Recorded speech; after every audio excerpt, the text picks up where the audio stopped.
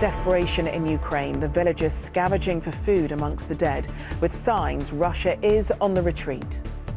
This is the scene of a devastating attack by the Ukrainians. We've counted 11 Russian armoured vehicles which have been destroyed. Two events in Ukraine now, and ITV News has seen how fierce resistance is pushing Russian forces back. Our team travelled to a village on the outskirts of Kiev, which has now been liberated by Ukrainian soldiers. We saw the wreckage of several Russian armoured vehicles and the bodies of dead Russian soldiers. And a warning that this report from our correspondent Dan Rivers contains some upsetting images. The hard shoulder of the E40 offered no refuge for those trying to flee. Cars blown apart are left where their occupants perished. Service stations have been obliterated in the fierce battle which raged along this highway. Here, a destroyed Russian tank shows how they positioned themselves to attack anything and anyone who came along the road. And as we filmed, still Russian missiles were targeting Ukrainian positions nearby.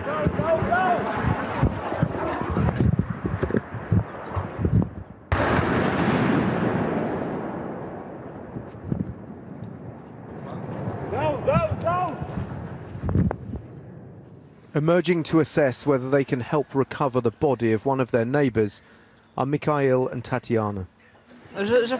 She tells me it's been terrible. They were shooting overhead. Everything was shaking. This is the first day of calm. It was very scary here, she said.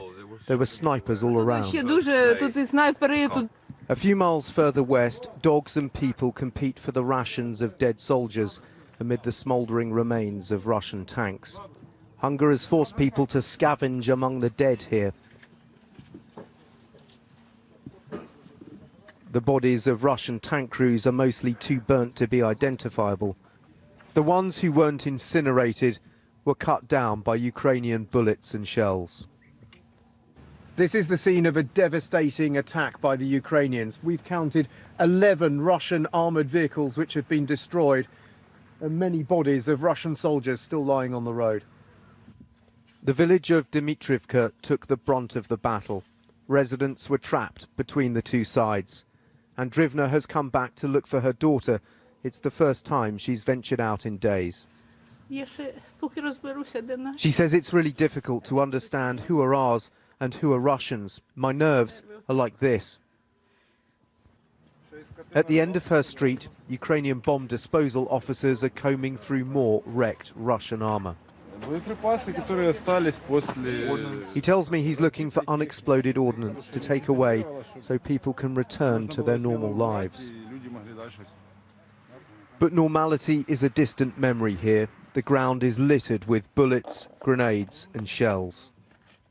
And everywhere reminders of the Russians who died trying to hold this ground, many still lying where they fell. Ukraine is only beginning to assess the terrible toll inflicted on civilians here as the shroud of chaos finally lifts from these streets. Dan Rivers, ITV News, Dmitrivka. Well, Dan joins us from Kiev tonight. And Dan, do you think there are signs that Russian forces are on the back foot around Kiev? Well, look, there's no doubt they've been pushed back in some areas, Irpin, Bucha, that village of Dmitrivka that we were in today. But what's not clear is that while they've lost a lot of armour and a lot of men, whether they have launched a wholesale pullback of their forces or whether this is a tactical retreat which will then be followed by a renewed offensive. And certainly the Ukrainian soldiers we were with today had no sense of triumphalism or celebration or relaxation, in fact. They know the toll that has been inflicted on civilians has been extremely high, and the threat to them and those civilians still remains. OK, Dan, thank you. And there were more signs today of how Ukrainian forces could be fighting back. A strategic oil depot inside Russia itself was hit by an airstrike, causing a huge explosion and fire. Russia accused Ukrainian helicopters of carrying out the attack, something Ukraine has neither confirmed or denied. It would be the first such counterattack on Russian territory. Geraint Vincent has more. If this was a raid by Ukrainian attack helicopter pilots, it was a daring one. Flying low over Russian territory, they fired rockets at a fuel depot, according to the local governor in the border town of Belgorod. The resulting fire raged throughout the morning, and while Russia accused Ukraine of carrying out the attack, Ukraine's foreign minister said he could neither confirm nor deny their involvement. The Ukrainian government has been careful to be ambiguous today about whether or not it was responsible for the attack. Why do you think that is? I believe the Ukrainian government just doesn't want to provoke further development of hostilities in Ukraine. It's a clear message to Russians, the Russian government, that we are able, we can and we will move the war on their side of the border. On the Ukrainian side of the border, these images of the destruction wrought by the Russian assault on the city of Kharkiv. And from Russia's foreign minister, an assessment of the invasion which the people who once lived in these buildings might find difficult to recognise. It's a special operation which is being conducted with maximum attention to be paid not to provide any damage to the civilian infrastructure. The military infrastructure is being targeted. On the road outside besieged Mariupol, an attempt by the Red Cross to rescue trapped civilians by taking a convoy of buses into the city was postponed until tomorrow. These people decided not to wait for the convoy and made their escape on their own. We were lucky, said this man. The Russians didn't shoot at us. Talks between negotiating teams from Russia and Ukraine continued via video link today, but there's been no sign of any progress towards the ceasefire Mariupol so desperately needs. Geraint Vincent, ITV News, Lviv. Well, next tonight, the war in Ukraine continues, and so does a refugee crisis, as millions have already been forced to leave the country. Well, children at Queen's Manor Primary School in Fulham are raising money, walking the equivalent of the distance between their school and Freedom Square in Harkeve in Ukraine. That is 2,000 miles in total. Today, they've been walking in the blue and yellow colours of the Ukrainian flag. Carolyn Sim went to see them in action.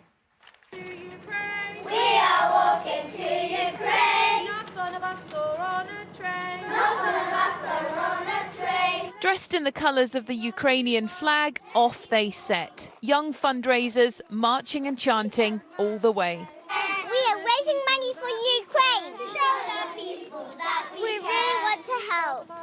We are walking for 2,000 miles. The whole school has taken part, raising over £1,500 for the charity UNICEF in support of children caught up in the conflict. They've walked 2,000 miles in a week, which is the equivalent of walking from Fulham to Freedom Square in Kharkiv. There's so many children out there. Some don't understand why it's happening. So to know that we're making a difference, helping them in the small ways, like making sure they have enough food, making sure they have toys and clothes, and it's really rewarding. We're very proud of the school because the young children, they were able to get past it so quickly. It was just amazing. The school has several Ukrainian pupils like Yana, whose grandparents are in Kiev. Is it nice that your school friends are helping to raise money? Yeah. What does that mean to you? It means a lot to me. Yeah, why? Because Ukraine is suffering. Oh, it's been very difficult from the day one, obviously, and we are very far from the events, and it feels different for us. Obviously, you can't compare what people have to go through on the front line. So we are trying to focus on what would be helpful, trying to put emotions inside.